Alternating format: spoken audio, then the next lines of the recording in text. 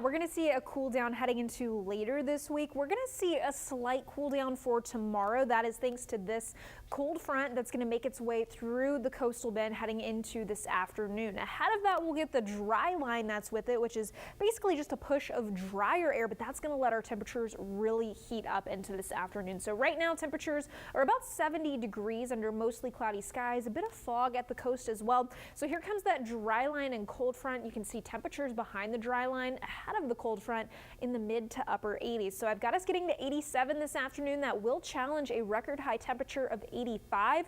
The cold front comes through this afternoon, bringing cooler temperatures and thankfully some drier air instead of that humidity and the soupy weather that we have outside right now. We kick off your Sunday and end of the weekend in the 50s, but heading into tomorrow afternoon, it's not quite going to feel like a cold front came through. We're still going to be topping out around 80 degrees for your Sunday. So today, 87, very, very warm and humid. We're starting off in the 60s and 70s this morning. A little bit cooler and a little less humid for your Sunday, but still way above where we should be for this time of year. Our high temperatures should be in the upper 60s for this time of year, and instead we're in the upper 80s, so about 15 to 20 degrees above normal. So that is your Saturday. Tomorrow, a little bit cooler, thankfully a little further away from that record high temperature, but by Monday, our afternoon highs go back up to the middle and upper 80s. Some places way out into the brush country and close to the border could be seeing temperatures in the 90s on Monday. I don't think we're going to quite get there on Monday in Corpus Christi, but I do have us challenging that record high temperature.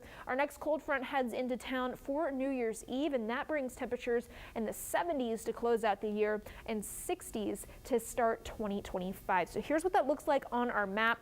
This cold front that's going to come through us today also going to produce a pretty significant severe weather risk out in this area. We sometimes call this Dixie Alley, but just known as the southeastern United States. It's going to be a pretty weak cold front. Like I said, we've got temperatures getting to about 80 degrees tomorrow afternoon with a little less humidity. We warm back up for Monday, and then here is that cold front for New Year's Eve on Tuesday. It pushes through, bringing a lot colder air into the coastal bend, and as this high pressure sets up and slides down into Texas, that's going to help keep those northeasterly winds over us and continually bringing in that cooler air. So something to look forward to and to get you through today if this is not your cup of tea.